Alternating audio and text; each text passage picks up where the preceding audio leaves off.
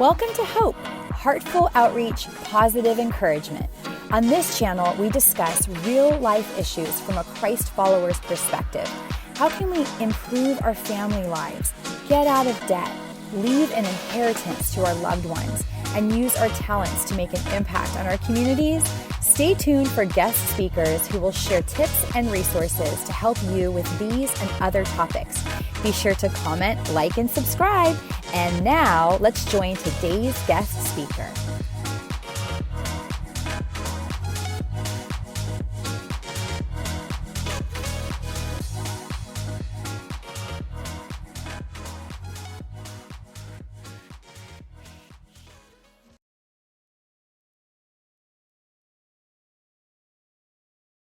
You have had quite the journey in your search for truth about who God is. And I felt like it was important for you to share that, because in our communities, there are so many churches, so many places that you could go if you want to know about God. And people have so many definitions about who God is and all of that. But in your journey, you came across some very difficult things. And I just wanted you to share those things with the audience, because as they're seeking, they need to be able to be careful of what they're getting involved in. I'm so happy to be able to share a part of the journey that I have taken to get to where I am today, and for the gratitude that I have for, from an early age, having a feeling of wanting to serve, and knowing that I wanted to do good in my life and good toward others. And as I grew older and continued to have experiences in the church that I was attending, I started realizing the more I understood about the scriptures and the more I paid attention to what it meant and how to use them in my life, live my life according to what I was learning, I started to realize that there was something missing. And that is what spurred me to seek further light and knowledge. Mm-hmm. And that's what I did. So I did attend many different services, and things were happening that I really didn't understand, and in some cases frightened me. Locking the doors, and and people laying hands on each other, calling out Jesus's names, and them tumbling to the floor, and maybe even rolling, and somebody keeping them safe so that they wouldn't hurt themselves. And I didn't feel right in that setting. And so I knew that wasn't what I was looking for. There was an incident also where my children, because I had decided I'm not going to go to anything. I'm not going to be involved at all, because this is too much. I know it's not right. And so I didn't want to take that away from my children, though. So when friends would ask them if they could go with them, and I would let them go, it's like, yes, because I'm not feeling something, you might, and I don't want to stop your path. I don't want to keep you from moving forward if you find something. And so I let them go.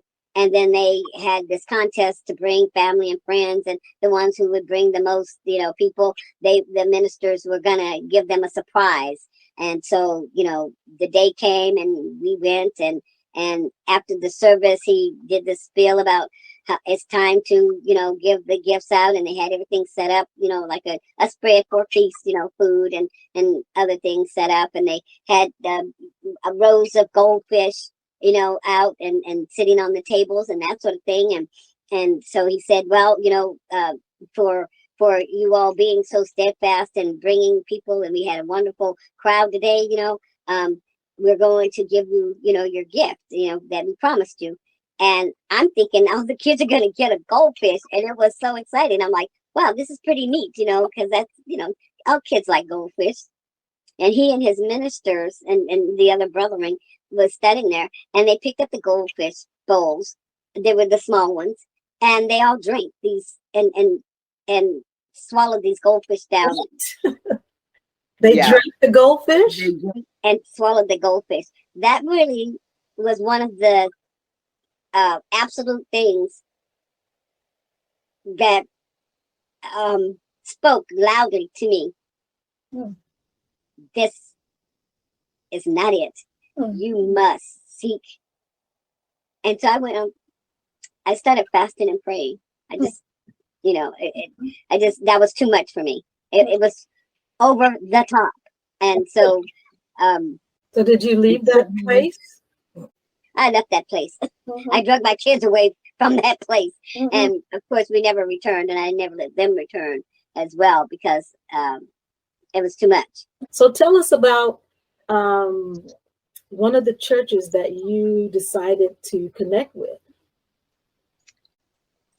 Yes, thank you. In my journey, it was so important to me to be connected with the church that Christ had organized when he was here, and raising young girls alone. It was I was looking for something that would also help me raise them. You know, I needed direction and guidance, because I didn't have a playbook as to what I needed to do. And so this particular church was amazing in the programs that they had for the youth, for the children. And I had young children at the time. So it was important to me to get that guidance from an early age for them. And so I dove head in because of those programs. And as we continue to get deeper and deeper into the sect, I started going to the more serious meetings that they had, because you had to be worthy to qualify to go to certain meetings, and it was considered sacred, not secret. And in those meetings, we did perform ceremonies for the dead. We did baptisms for the dead and proxy for them.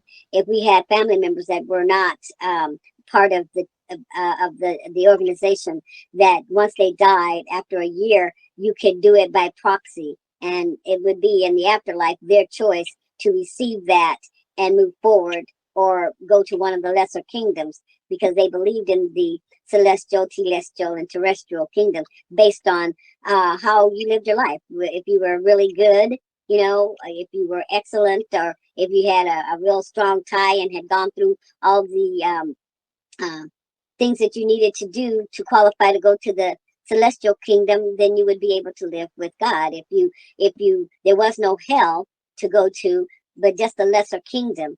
And so if you were a do-gooder and you helped people out and you were charitable, then you would go to the terrestrial kingdom. And then if you kind of just slid by, wasn't good, wasn't bad, but you weren't evil, you weren't a murderer, you weren't, you know, you didn't blaspheme or you know, do some of the horrible things that almost everyone consider, you know, a carnal, you know, sin, then you would just go to the celestial kingdom.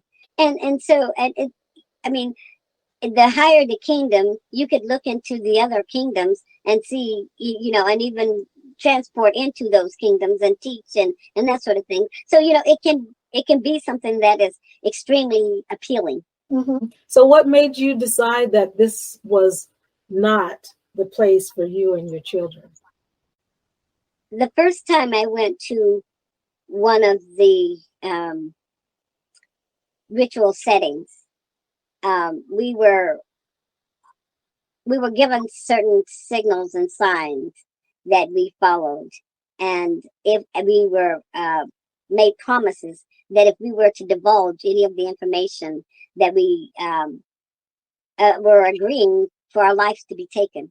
And it would be, depending on the ritual that you divulge, it would be taken in different ways. And so and they had signs and signals that that they would perform, and that you would perform, and that when you were not in that setting, you would be able to communicate with each other using these signs and symbols. You were given a new name, and that was not to be divulged except at a certain time in a certain place. And And that would be, a time when you would go through the veil, and that you would be accepted into the kingdom, by Christ himself. But there were certain things that you had to know in order to, kind of like a password, a passphrase, more than that, and in order to be able to enter into the presence of God. What happened that you decided this was not for you? Actually, it was hard for me to decide that it wasn't for me, because I was getting strong spiritual feelings that I thought was a confirmation, but it was more of a protection. It was more of like a shroud of a force field. That's better. It's like a force field around me to protect me from that, because it was not right, though I did not know it was not right. But the Lord, I knew my heart and knew what I was looking for, and knew that my desire to save myself and to save my children was so strong, and I was so blind that I needed the protection. And having been in some pretty serious situations, one that really made me know that these rituals just wasn't right, was that inner voice, the inner voice that I talked about earlier, was like my special friend, or my invisible buddy. It was strong with me. I know that it kept me. I know that there are so many things that the Lord directed me away from, and that was one of them. And having been in a desperate situation where I needed someone, I needed help. I had gotten put into a very desperate situation. I had been in a family altercation. I didn't do anything, but someone did to me. And anyway, I was temporarily staying with them, and I had to leave, which left me homeless. And when I went to the leader, having been a full tithe payer, having been a regular attendee, having been to and done all the things that I was required to do as a upright Christian in that denomination, I was turned away. I sat on the bench in the pew by myself every Sunday. Nobody sat next to me. Nobody, and I wondered about that. And then a sister came up to me, and she said, "Oh, I was told to come and sit by you." And I said, "Then leave. You don't have to sit by me." And I went into a meeting with the head officiator, and I talked to them about my situation. And one of the other sisters had donated her home because she was moving away for people who needed a place to live. And she told me to go to him, and he would certainly, provide me with a place to live temporarily, but until I could figure out what, because of the situation I was thrown into like overnight. And he flat out told me there was nothing he could do for me. In good standing, full tithe payer, full offering giver, involved in all of the activities. I had taught in Sunday school. I had taught the children. I had taught in the women's organization. I had, of course, I know now that we weren't supposed to be teaching or doing any of that either, but it was one of the responsibilities. And so I was in good standing, and I couldn't understand that. But to be honest with you, that was one of the other things that, really stood out to me, that wasn't right. And so that too helped. But more than anything was the rituals and the thought and idea that my life was at stake.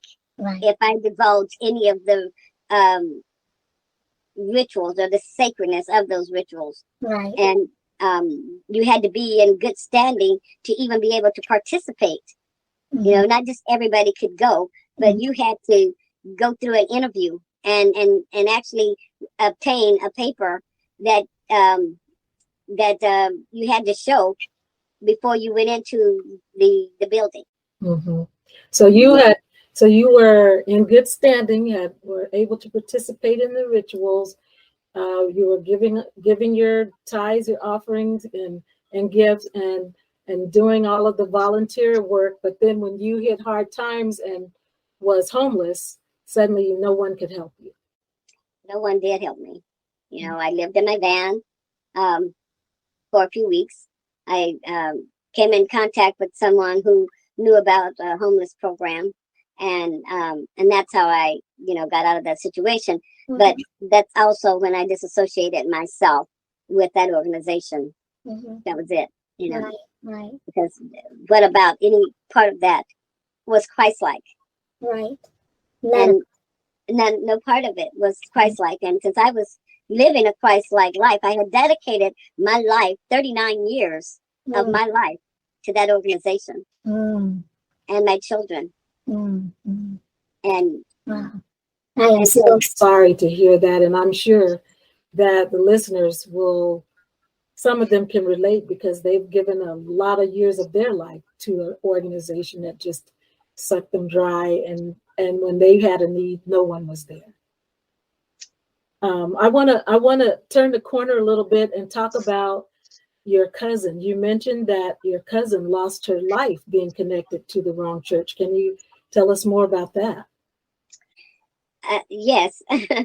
And it a little of it kind of rolls over into what I was just talking about as well, because I had learned about my cousin having been sold her home, sold her car, so all of her furnishings. She had a business and she sold her business, and all the monies and proceeds went to the pastor, because he was talking about their serving the Lord, and those gifts they were giving to the Lord, and they gave their children over to him as well. But how this connects with the other story is that one of the first meetings I went to, they were passing out trays with I didn't know it was water, but they were passing out trays and bread, as part of a communion, so to speak. And when they came around, because I wasn't used to that and didn't know anything about it, when they came around with the trays with that in it, I bolted, literally got up, grabbed my kids, and we ran out of the church. Because what came to mind is my cousin had gone to Guyana with Jim Jones when he took that following there, and the congressman was killed, and some of the other newscasters and all of that congregation. My cousin was part of that.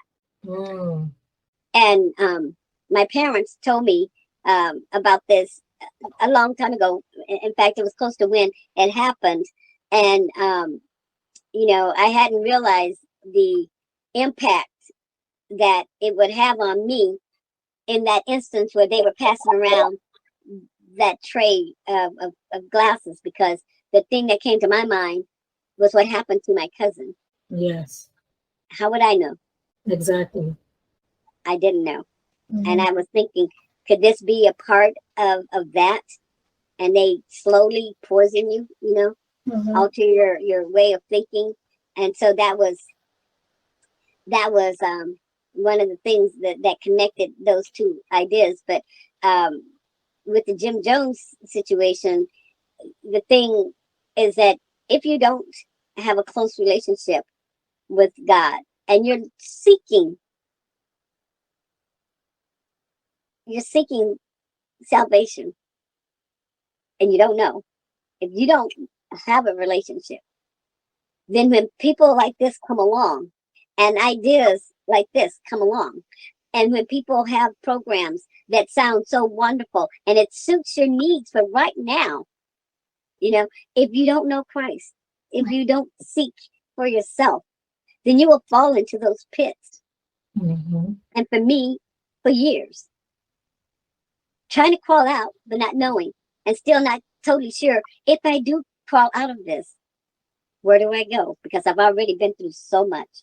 I've been in where they were snake worshipers, snake charmers. Mm. I've been in where they lock you in when they start taking collections. They lock the doors so nobody can leave. Mm. I've been in situations where they surround you and they do ritual type things around you. Mm-hmm. So if you don't know, if you haven't sought for yourself, Mm-hmm. the light and knowledge that Christ can give us, then we will fall for those kinds of things. Yeah. I don't wish any of that on anybody that I went through, because it's scary. Right. And What if I had truly bought into it? Mm-hmm. What if the Holy Spirit hadn't been speaking to me and I listening to that to move forward, to get out of there? What if I had stayed like some of them were, Mm-hmm. that truly believed that they were in the right place? Right. How important are the scriptures in guiding you to the right place, the right leader, the right congregation, all of those things? How important is the Bible or the scriptures in that journey? Without it, honestly, I would be lost, because I could just be thinking of something and I open up the scriptures and it's just like I turn to the page. As many pages are there. Mm-hmm. How does that happen? Or I'm sitting in a service and the minister is talking about one topic and it just seems like he goes off subject and answers these questions, these things that's been going on. And it's amazing to me, Mm-hmm. because it's like, I didn't talk to you about this. And it wasn't part of what your message for today seemed to be, but yet you're answering my questions. Mm-hmm. And I know that that's no coincidence. Nope. I know that it is God speaking directly to me. And we ask, how do we get our answers? Where do we get our answers? From our study of the scriptures, so that we can recognize God's voice, because that's what the scriptures are. It's his voice, his words. And our ministers, pastors, they are the spokespeople. Mm-hmm. And they are giving us not their opinion, but God's words. Mm-hmm. And it's amazing to me, because little things on a daily basis that is so clear to me. So we do need to truly seek the Lord through reading his word. Yes. Yes. Nothing new in those scriptures. And we need a teacher to teach us those things. Mm-hmm. And that's why when we read the scriptures and they teach, it resonates with us Right. as being the truth, Mm-hmm. because the truth does speak for itself. It doesn't need to be explained away. Your heart will be pricked and you will know that it is God that's speaking to you. I have been in the company of people who you absolutely believed and thought were men of God, and they were doing so much the right way. But then there's the subtleties of how they approach things that are not scriptural. Mm-hmm. And because we are learned people, it's brought to our attention somehow. Mm-hmm. And that's when we have to halt and ask questions and for clarity, to make sure that, is this it? Mm-hmm. And once I found that and I heard the voice, which spoke loudly to me, I knew this is that which I had been looking for. Right. And it was filled. I no longer had that void. And I just keep seeking more and more. And I'm never satisfied. You know, I just want more. It's like a sponge absorbing as much knowledge and wanting to know more and more and more. And the more I seek that, the more I come to the knowledge of self. Amen. And I'm so grateful Mm-hmm. that I continue to search. Mm-hmm. I'm so grateful that I didn't give up. Mm-hmm. When I found myself in the darkest place that I could be in, overnight, I didn't give up, because not very long after I was in that dark hole, Mhm. that I found the truth. Yes. Amen. Wow. I think you've said a mouthful. That says it all.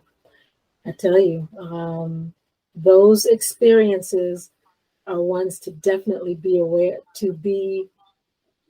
of, as one is out looking to know who God is and what their life means. And I believe in my heart that you have set forth a powerful legacy for yourself and for your family. A legacy that says, keep on seeking truth, keep on seeking truth. And that's what you've been doing. I'm really thankful for your time to come on to the show. And I know that this is going to help somebody. That's what we're all about, is helping people to live their legacy while they're here and move on to an even better legacy when they leave this place. God bless you all. And I pray for you in your spiritual journey, and pray for me as well. Thank you. I appreciate having this time to share. So with that, we're going to say goodnight, and we'll see you next time.